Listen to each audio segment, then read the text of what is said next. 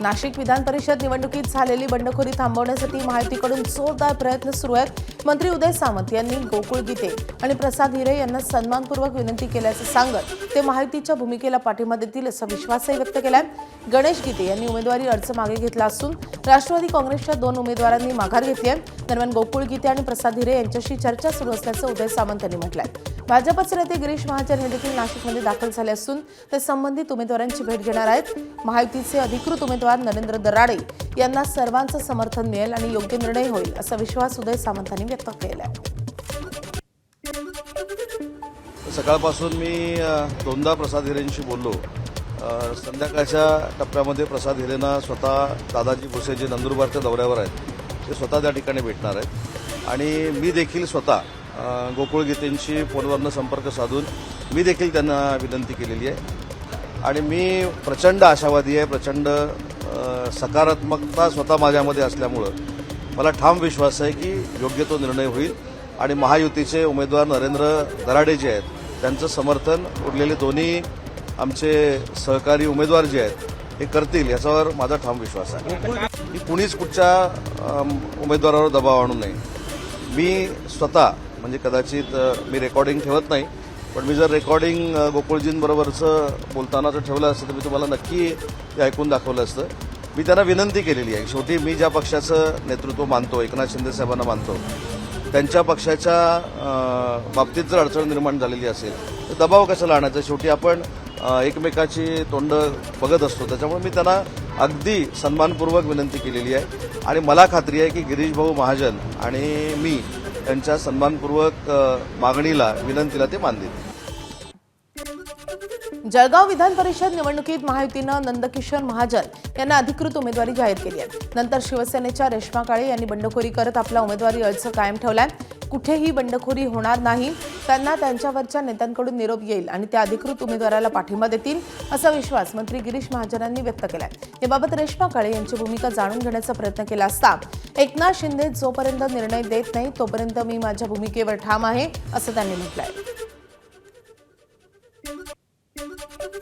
अजून काही फोन आलेला नाही आहे आणि जरी काही असलं तरी मी हे लढाई पूर्णपणे लढेन।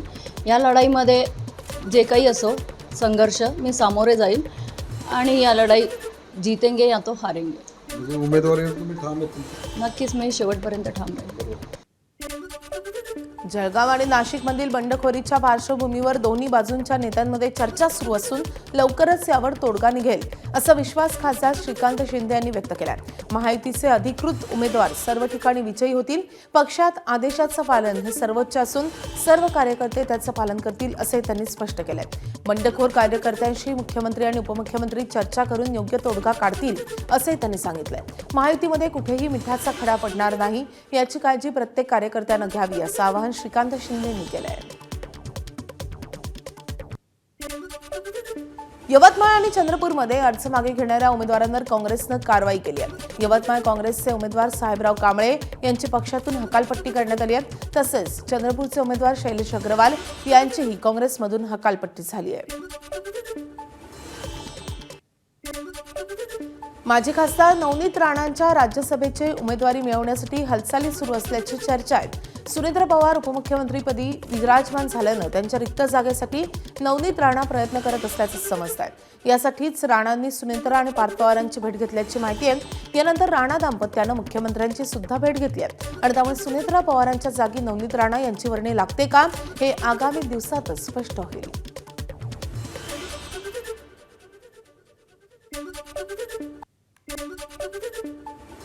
भाजपी जागा स्वतःसाठी घेण्यासाठी इच्छुक आहे या बातम्या कल्पोकल्पी निराधार आहेत। राष्ट्रवादी काँग्रेस पक्षाची जागा आहे।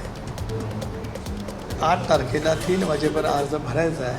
8 तारखेला दुपारी 3 वाजेपर्यंत राष्ट्रवादी काँग्रेस पक्षाचा अधिकृत उमेदवाराचा अर्ज 100% भरला जाईल। राजकारणातलं वैर बाजूला ठेवून राजकारणापलीकडची मैत्री आपण अनेकदा पाहिली आहे। काल याचं दर्शन घडलंय। काँग्रेसचे नेते नाना पटोलेंच्या वाढदिवसानिमित्त राष्ट्रवादीच्या प्रफुल्ल पटेलांनी फोनवरून शुभेच्छा दिल्या। या दोन्ही नेत्यांचा फोनवरील संवाद माध्यमांच्या कॅमेऱ्यात कैद झालाय। तुमचा आशीर्वाद पाहिजे असं म्हणत नाना पटोलेंनी प्रफुल्ल पटेलांच्या शुभेच्छा स्वीकारल्या।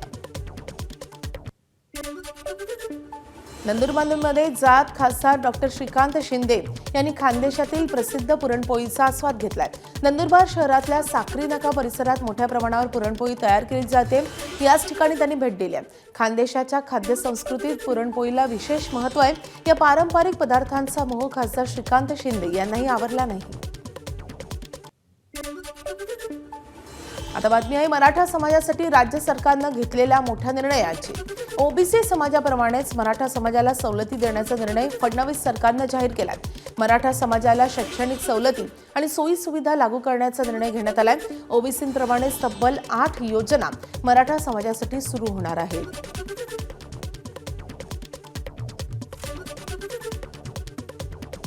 देवेंद्रजींची सुरुवातीपासून मराठा विरोधी अशी काही जाणूनपूर्वक राजकीय हेतूने प्रेरित होऊन अशी बदनामी करण्याचं काम केलं गेलं. आजपर्यंत कुठल्याही सरकारने दिलं नाही. आजपर्यंत कुठल्याही मुख्यमंत्र्यांनी मराठा समाजाला न्याय दिला नाही. जे गरजू आहेत, जे गरीब आहेत, अशा लोकांना त्यांना न्याय देण्याचं काम देवेंद्रजींनी या ठिकाणी केलेलं आहे. तर मराठा नेत्यांनी या निर्णयाचं स्वागत केलंय. तर ओबीसी आंदोलक लक्ष्मण हाकेंनी सरकारवर टीका केली आहे. मराठा समाजाच्या जेवढ्या मागण्या आहेत या मागण्यांची अंमलबजावणी करून मराठा समाजाला न्याय द्यायचं ठरवलं आहे. त्याबद्दल मी त्यांचं मनापासून आभार मानतो. आजही मुख्यमंत्र्यांनी मराठा आणि कुणबी मंत्रालयासाठी मान्यता दिली. त्याचं पण प्रसिद्धी आपल्याकडं त्याचा एक ड्राफ्ट त्यांनी दिला आहे. त्याने त्याची घोषणा केली. ओबीसी प्रमाणे सगळ्या सवलती, सारथीतल्या योजना, महामंडळातल्या योजना ज्या काही बंद होते, काही अभ्यासक्रम बंद होते, तेही सगळं सुरू करण्याचा आज शासन निर्णय सरकारने केला आहे, मुख्यमंत्र्यांनी केला आहे. त्याबद्दल खरंच त्यांचा मनापासून आभार. सरकारने आज जो निर्णय घेतला हा जुनाच निर्णय आहे. कायदा देखील जुनाच आहे. तरी पुन्हा एकदा मोठ्या मनाने मी राज्य सरकारचं स्वागत करतो की समाजासाठी ते काहीतरी प्रयत्न करतात आणि सरकारला आव्हान करतो की आपण तात्काळ सर्व शिक्षण सम्राटांची बैठक घ्यावी, त्यांना ताकीद द्यावी, त्यांचे राहिलेले पैसे द्यावे व आम्हाला न्याय द्यावा. मला वाटतंय फडणवीस साहेब, तुम्ही 12-13 करोड जनतेचे मुख्यमंत्री आहात, पण ओबीसींच्या मागण्यांना वाटाण्याची अक्षता, SC/ST बांधवांचं बजेट इतरत्र खात्यांना वळवणं आणि मराठा समाजाच्या वेगवेगळ्या मागण्यांना रेड कार्पेट तुम्ही घालता. आम्हाला आजही तुम्ही सापत्न वागणूक देताय. आजही तुम्ही ओबीसीवरती अन्याय करताय, SC/ST बांधवांवरती अन्याय करताय. आम्ही या तुमच्या धोरणाचा जाहीर निषेध करत आहोत. मुख्यमंत्री देवेंद्र फडणवीस यांच्या प्रमुख उपस्थितीत मुंबईत महाराष्ट्र शासनाच्या उद्योग विभागानं 2 महत्त्वाचे सामंजस्य करार केले. यामध्ये 4,000 कोटींची गुंतवणूक होणार असून सुमारे 4,500 रोजगार संधी निर्माण होण्याची अपेक्षा आहे. पहिला करार जेबिल सर्किट इंडिया प्रायव्हेट लिमिटेड या जागतिक इलेक्ट्रॉनिक्स उत्पादन क्षेत्रातील कंपनीसोबत करण्यात आलाय. कंपनी पुण्यात 5G उपकरणं आणि कृत्रिम बुद्धिमत्ता आधारित नेटवर्किंग स्विच गिअर्सच्या उत्पादनासाठी EMS विस्तार प्रकल्प राबवणार आहे. तर दुसरा करार RSA logistics and transportation private limited सोबत करण्यात आलाय. ही कंपनी JNPA उरण येथे अल्ट्रा मेगा लॉजिस्टिक पार्क उभारणार आहे. छत्रपती शिवाजी महाराजांचा शिवराज्याभिषेक सोहळा आज किल्ले रायगडावर मोठ्या उत्साहात साजरा होतोय. या सोहळ्याला समितीचे मार्गदर्शक संभाजी छत्रपती महाराज आणि युवराज कुमार शहाजीराजे छत्रपती यांची प्रमुख उपस्थिती असेल. सकाळी ध्वजारोहणानं कार्यक्रमाची सुरुवात होईल. यानंतर शाहिरी कार्यक्रम सादर केले जातील.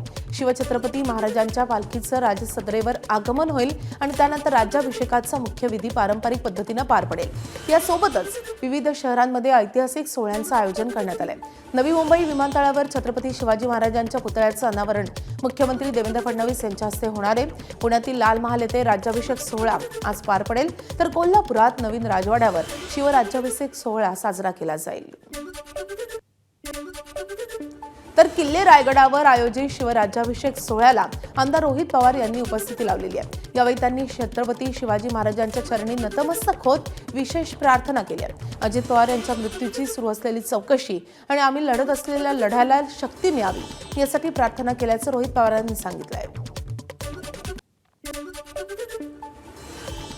तर आमदार रोहित पवार यांनी किल्ले रायगडावरून शेतकऱ्यांच्या कर्जमाफी योजनेवर तीव्र नाराजी व्यक्त करत मोठी घोषणा केली आहे. 12 जूनपर्यंत सरकारनं निर्णय घेतला नाही तर पंढरपुरात अन्न त्याग आंदोलन छेडण्याचा इशारा त्यांनी दिलाय.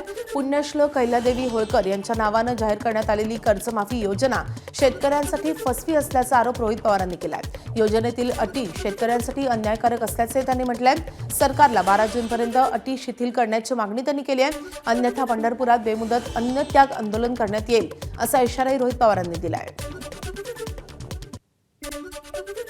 तर दोन्ही राष्ट्रवादी काँग्रेस पक्ष पुन्हा एकत्र येऊ शकतात असे संकेत आमदार रोहित पवारांनी दिले. त्यांनी यासाठी भाजप विरोधी भूमिका महत्त्वाची असल्याचं म्हटलंय. भाजपला त्यांनी टाटा बाय बाय केलं तर आम्ही एकत्र येऊ शकतो असं सूचक वक्तव्य रोहित पवारांनी केलंय. त्यांच्या या विधानामुळे राजकीय वर्तुळात चर्चांना उधाण आलंय. राष्ट्रवादी काँग्रेसमधील संभाव्य एकत्रीकरणाबाबत सुरू असलेल्या चर्चांना या वक्तव्यामुळे पुन्हा वेग मिळालाय. रायगड विधान परिषद निवडणुकीत बिनविरोध निवडून आल्यानंतर तटकरे कुटुंबियांनी मुख्यमंत्री देवेंद्र फडणवीस यांची वर्षा निवासस्थानी काल रात्री भेट घेतली आहे. या भेटीवेळी खासदार सुनील तटकरे, मंत्री अदिती तटकरे तसेच अनिकेत तटकरे आणि त्यांचे चिरंजीव उपस्थित होते. या भेटीत विविध राजकीय विषयांवर चर्चा झाल्याचं समजतंय. निवडणुकीनंतर झालेल्या या भेटीमुळे रायगडमधील राजकीय हालचालींना वेग आलाय. आमदार रोहित पवार यांनी खासदार सुनील तटकरे यांच्यावर तीव्र टीका केली आहे. सुनील तटकरे यांची सवय अशी आहे की ते स्वतःचा फायदा करून घेतात आणि नंतर इतरांना वाऱ्यावर सोडतात असं रोहित पवार म्हणाले. तर भरत गोगावले यांना पालकमंत्रीपद मिळाल्यानंतर त्यांची भूमिका बदलल्याचा उल्लेख करत त्यांनी म्हटलंय की पदासाठीच पूर्वी आक्रमक भूमिका होती असं दिसतंय. तटकरे गोगावले वाद हा विचारसरणीचा वाटत होता, मात्र प्रत्यक्षात तो पदासाठीचा संघर्ष असल्याचं आता स्पष्ट होत असल्याचा आरोपही रोहित पवारांनी केला आहे. बारामतीतील राष्ट्रवादीचे विद्यमान नगरसेवक किशोर मासाळ यांच्या विरोधात विनयभंगाचा गुन्हा दाखल झालाय. एका 45 वर्षीय महिलेच्या फिर्यादीवरून हा गुन्हा दाखल झालाय. या प्रकरणी किशोर मासाळनं फेसबुक पोस्ट करून दिलगिरी व्यक्त केली आहे. बारामतीतील नगरसेवक किशोर मासाळचा पक्ष नेतृत्वानं राजीनामा मागितल्याची सूत्रांची माहिती आहे. तसंच अजित पवार गेल्यानं काय फरक पडला नाही, तू गेल्यानं काय फरक पडणार आहे अशी ऑडिओ क्लिप व्हायरल झाली होती. या ऑडिओ क्लिपमुळे बारामतीत संतापाची लाट उसळली आहे. मान्सूनपूर्व पाऊस आणि वादळी वाऱ्यामुळे बारामती शहर आणि परिसरात मोठं नुकसान झालंय. अनेक झाडं उन्मळून पडली असून काही ठिकाणी वाहतुकीवर परिणाम झालाय. या पार्श्वभूमीवर उपमुख्यमंत्री सुनेत्रा पवारांनी परिस्थितीचा फोनद्वारे आढावा घेतलाय. त्यांनी बारामती नगर परिषदेचे मुख्याधिकारी पंकज भुसे यांच्याशी संपर्क साधून तातडीनं उपाययोजना करण्याचे निर्देश दिलेत. पडलेली झाडं आणि तुटलेल्या फांद्या त्वरित हटवून वाहतूक सुरळीत करण्यास सांगण्यात आले. तसंच वादळ आणि पावसामुळे झालेल्या नुकसानीचे पंचनामे तत्काळ करून शासनाकडे अहवाल सादर करण्यास सांगण्यात आले. राज्यातील शेतकरी आणि सर्वसामान्यांसाठी एक दिलासादायक बातमी आहे. मान्सून महाराष्ट्राच्या वेशीवर दाखल झालाय. गोव्यात पावसाला सुरुवात झाली असून पुढील 2 ते 3 दिवसात मान्सून राज्यात दाखल होण्यासाठी अनुकूल वातावरण निर्माण झालंय. हवामान विभागानं मोसमी वारे राज्यात वेळेत दाखल होण्याचा अंदाज व्यक्त केलाय. मान्सूनच्या वेळेवर आगमनामुळे यंदा खरीप हंगामाला चांगली सुरुवात होण्याची शक्यता आहे. पुणे जिल्ह्यातल्या शिरूर तालुक्यात अवकाळी पावसानं झोडपून काढलंय. दुपारी आलेल्या या पावसामुळे सखल भागात पाणी साठल्याचं पाहायला मिळालं. अचानक पाऊस आल्यानं वातावरणात गारवा निर्माण झालाय. बारामती आणि इंदापूर तालुक्यात वादळी वाऱ्यासह जोरदार पावसानं हजेरी लावली आहे. अचानक बदललेल्या हवामानामुळे नागरिकांची तारांबळ उडाली आहे. बारामतीत जोरदार पावसासह वादळी वारे वाहत असल्याचं पाहायला मिळालं. या पावसामुळे नागरिकांनी सुरक्षित ठिकाणी आश्रय घेतलाय. बारामती शहर आणि परिसरात झालेल्या जोरदार पावसामुळे जनजीवन विस्कळीत झालंय. मुसळधार पावसामुळे अनेक ठिकाणी झाडं उन्मळून पडली असून मोठ्या प्रमाणात झाडांचं नुकसान झालंय. तसेच शहरातील सखल भागांमध्ये पाणी साचल्यामुळे नागरिकांना गैरसोयींचा सामना करावा लागतोय. अचानक आलेल्या या पावसामुळे वाहतूक आणि दैनंदिन कामांवर परिणाम झालाय. सिंधुदुर्ग जिल्ह्यात काही भागात मान्सूनपूर्व पावसाच्या हलक्या सरी कोसळल्यात. कुडाळ तालुक्यातल्या अनेक ठिकाणी मान्सूनपूर्व पावसानं हजेरी लावली आहे. हवामान विभागानं दिलेल्या माहितीनुसार जिल्ह्यात 10 ते 20 मिलीमीटर पाऊस पडणार आहे. दरम्यान हवामान विभागानं सिंधुदुर्ग जिल्ह्याला येलो अलर्ट जारी केलाय. नागरिकांनी सतर्क राहण्याचं आवाहन करण्यात आलंय. पुण्याच्या शिरूर तालुक्यात मान्सूनपूर्व पावसानं हजेरी लावली आहे. वादळी वाऱ्यासह झालेल्या मुसळधार पावसामुळे नागरिकांची तारांबळ उडाली आहे. पावसामुळे हवेत गारवा निर्माण झालाय. सांगलीमध्ये देखील मान्सूनपूर्व पावसानं जोरदार हजेरी लावली आहे. पावसामुळे शहरातील अनेक सखल भागात पाणी साचलंय, तर अचानक झालेल्या पावसामुळे बाजारपेठेतील विक्रेते आणि भाजीपाला व्यावसायिकांची चांगलीच धावपळ उडाली आहे. या पावसामुळे शेतकरी वर्ग सुखावला असून लवकरच मान्सूनचं आगमन होण्याची शक्यता व्यक्त होती आहे. अवकाळी पावसामुळे नुकसान झालेल्या शेतकऱ्यांसाठी सरकारनं मदत जाहीर केली आहे. एकूण 16,71,00,00,000 रुपयांची मदत देण्यात येणार आहे. मार्चमध्ये झालेल्या अवकाळी पावसामुळे मोठ्या प्रमाणावर शेतीचं नुकसान झालं होतं. छत्रपती संभाजीनगर विभागात 17,785 शेतकऱ्यांचं नुकसान झालं असून या शेतकऱ्यांना 12 कोटी रुपयांची नुकसान भरपाई जाहीर झाली आहे. तर नागपूर विभागात 4,338 शेतकरी बाधित झाले असून 4,40,00,00,000 रुपयांची मदत जाहीर झाली आहे. मुंबईतील पात्र फेरीवाल्यांना QR कोड आधारित ओळखपत्र देण्याच्या निर्णयावरून महायुतीत अंतर्गत मतभेद समोर आले. 2 दिवसांपूर्वी महापौर रितू तावडे यांनी या योजनेचं स्वागत करत श्रेय घेतलं होतं. मात्र भाजपचे स्थायी समिती सदस्य तेजिंदर तिवाना यांनी या प्रक्रियेवर आक्षेप घेतलाय. घुसखोरी आणि बनावट कागदपत्रांच्या पार्श्वभूमीवर QR कोड ओळखपत्र वाटप राष्ट्रीय सुरक्षेसाठी धोकादायक ठरू शकतं असा दावा त्यांनी केलाय. दुसरीकडे शिवसेना यांनी या निर्णयाला ठाम पाठिंबा दिलाय. पात्र फेरीवाल्यांना ओळखपत्र मिळालंच पाहिजे अशी भूमिका गटनेते अमय घुले यांनी मांडली आहे. मात्र स्थायी समिती अध्यक्ष प्रभाकर शिंदे यांनी तिवाना यांच्या हरकतीचा मुद्दा फेटाळून लावत योजना पुढे सुरू ठेवण्याचे आदेश दिलेले आहेत. मुंबईला पाणीपुरवठा करणाऱ्या 7 जलाशयांमधला पाणीसाठा झपाट्यानं कमी होतोय.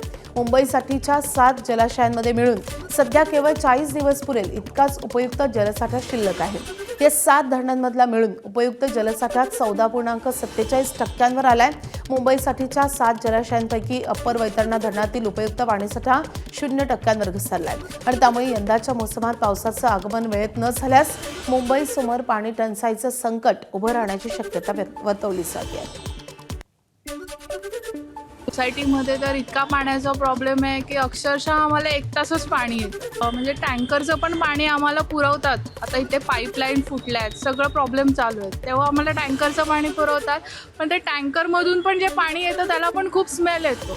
ते आम्ही वापरू पण शकत नाही पाणी, म्हणजे पिऊ पण शकत नाही, एवढं घाण पाणी असतं. पाण्याचा थोडेच दिवसाचा पुरवठा आहे, त्याच्यामुळे आम्हाला टँकरच्या पाण्याचा खूपच त्रास होतो. त्याचेच आजारपण येतात. ही गरमी अशी आहे. पाण्याशिवाय कोणतीच गोष्ट होणं शक्य नाही आहे आणि त्याच्या पाणी नसेल तर 1-2 दिवस आपण राहणंही शक्य नाही आहे. मग सारखं टँकरने पाणी मागवा, बाहेरून पाणी आणा, हे तरी शक्य नाही आहे. मुंबईवर पुन्हा एकदा पाणी टंचाईचं सावट आहे. मुंबई वॉटर टँकर असोसिएशननं मुख्यमंत्री देवेंद्र फडणवीस यांना पत्र लिहिलंय. केंद्रीय भूजल प्राधिकरण नियमांमुळे टँकर व्यवसाय अडचणीत असल्याचा दावा टँकर असोसिएशननं केलाय. तसंच त्यांच्या मागण्यांवर तातडीनं तोडगा काढला नाही तर उद्या रात्री 12 वाजल्यापासून मुंबईतील सर्व खासगी पाणी टँकर सेवा बंद करण्याचा इशाराही देण्यात आला आहे. मुंबईतील वाढत्या आगीच्या घटनांच्या पार्श्वभूमीवर मुंबई अग्निशमन दलाकडून नागरिकांच्या सुरक्षेसाठी एक मोहीम राबवण्यात येते आहे. या मोहिमेत शहरातील हॉटेल्स, रेस्टॉरंट्स आणि व्यावसायिक आस्थापनांमध्ये अग्निसुरक्षा नियमांचं पालन होतंय का याची मोठ्या प्रमाणावर तपासणी मुंबई अग्निशमन दलाकडून सुरू करण्यात आली आहे. अग्निसुरक्षेच्या नियमांकडे दुर्लक्ष करणाऱ्या आस्थापनांवर या मोहिमेत कठोर कारवाई करण्याचा इशारा देण्यात आला आहे. अग्निसुरक्षेसाठी आवश्यक उपाययोजना न केल्यास संबंधित हॉटेल्स, रेस्टॉरंट्स आणि व्यावसायिक आस्थापनांचा वीज पुरवठा आणि पाणी पुरवठा बंद करण्याची कारवाई करण्यात येणार आहे.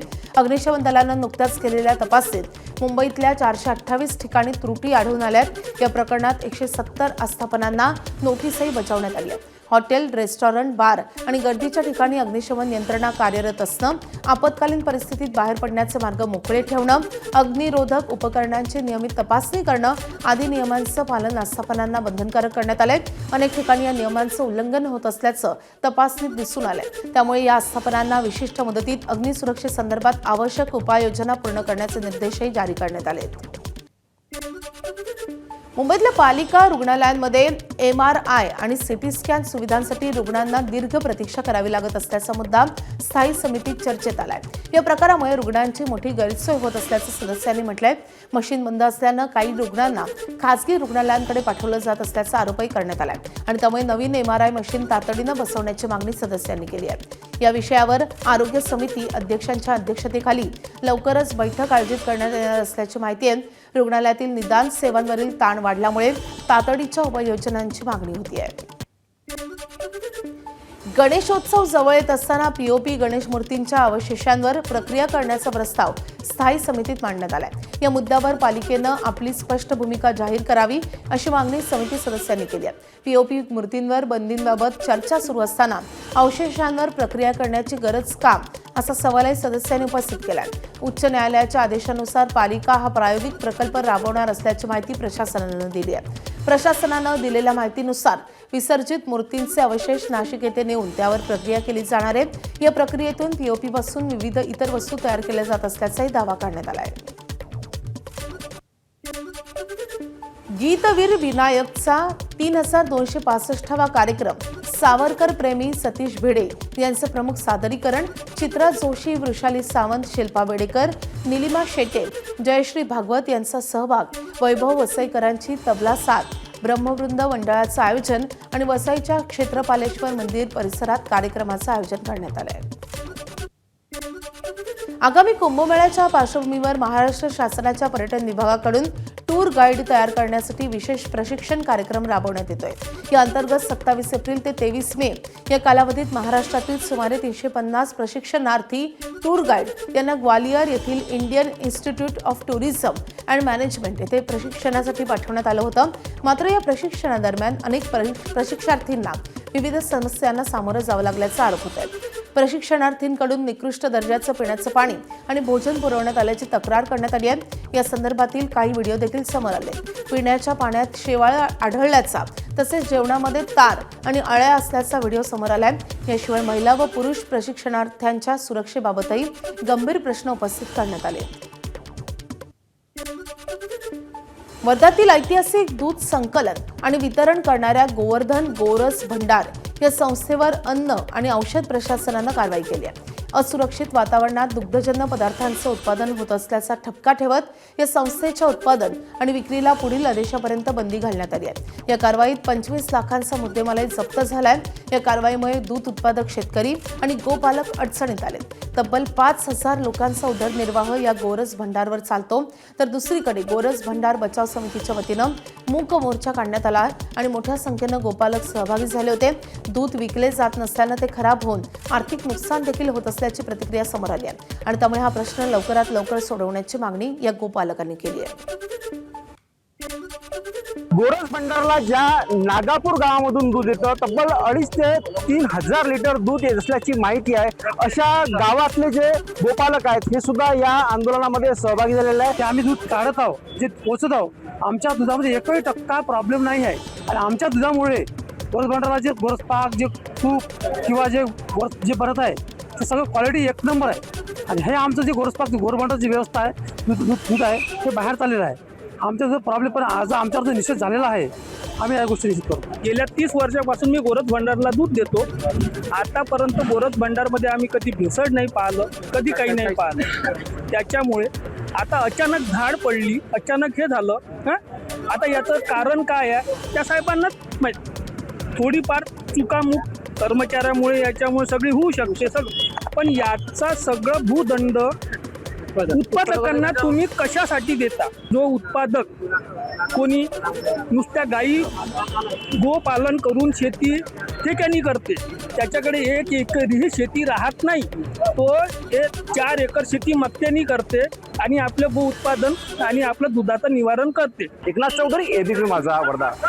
जे काही संस्था चालक असतात, संचालक असतात, त्यांना त्या सुधारणा करायला सांगितलं पाहिजे आणि त्याचा अवधी घेऊन पुढच्या वेळेच्या दरम्यान ती तपासणी केली पाहिजे. पण असं प्रकारचं कुठल्याही प्रकारची कारवाई न करता तुम्ही सरळ सकाळी तिथे झाड टाकता. झाड हा शब्द मी मुद्दामून वापरतोय. ही खरं तर त्यांची नियमित तपासणीची भेट असली पाहिजे, पण त्याला झाड हा शब्द वापरण्यात आला. आणि या अशा नावाजलेल्या 90 वर्ष जुनं गांधींनी सुरू केलेल्या संस्थेवर झाड टाकणं हे अत्यंत दुर्दैवी असं आहे. दरम्यान गोरस भंडारमध्ये झालेली एफटीएची कारवाई योग्यच असल्याची प्रतिक्रिया कर्मचारी युनियनचे उपाध्यक्ष महेश तेलरांधे यांनी दिली आहे. गोरस भंडार येथील संचालकांचा मनमानी कारभार सुरू असल्याचा आरोप महेश तेलरांधे यांनी केला आहे.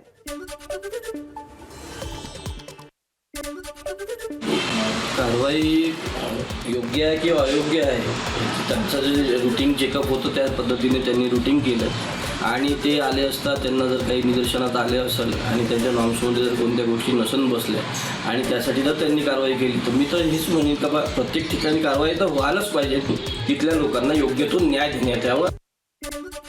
अमरावतीत नीट आणि सीबीएसई घोटाळ्याच्या निषेधार्थ युवक काँग्रेसच्या वतीनं मशाल यात्रा काढण्यात आली आहे. पेपरफुटीमुळे देशभरातील विद्यार्थ्यांमध्ये असंतोषाचं वातावरण निर्माण झालं असून अनेक ठिकाणी विद्यार्थी रस्त्यावर उतरून आंदोलन करत आहेत.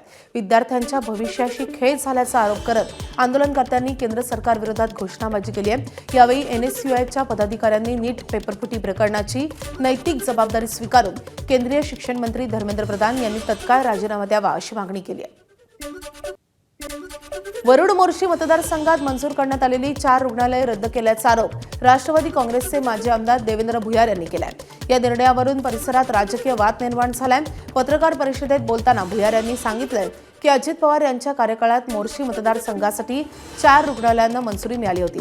मात्र स्थानिक भाजप आमदार चंदू यावलकर यांनी शासनाला पत्र देऊन ही रुग्णालये रद्द केल्याचा त्यांचा आरोप आहे. हे रुग्णालय पुन्हा मंजूर करून आणावेत अशी मागणी त्यांनी आगामी जुलै महिन्यात होणाऱ्या पावसाळी अधिवेशनात मांडणार असल्याचं स्पष्ट केलंय. तसेच मागणी मान्य न झाल्यास तीव्र आंदोलन छेडण्याचा इशाराही त्यांनी दिला आहे. राज्य शासनानं जाहीर केलेल्या कर्जमाफीच्या निर्णयाची बीडच्या माजलगाव तालुक्यातील सादोळा या गावी होळी करण्यात आली आहे. अखिल भारतीय किसान सभेच्या कार्यकर्त्यांनी या निर्णयाची होळी करत निषेध नोंदवलाय.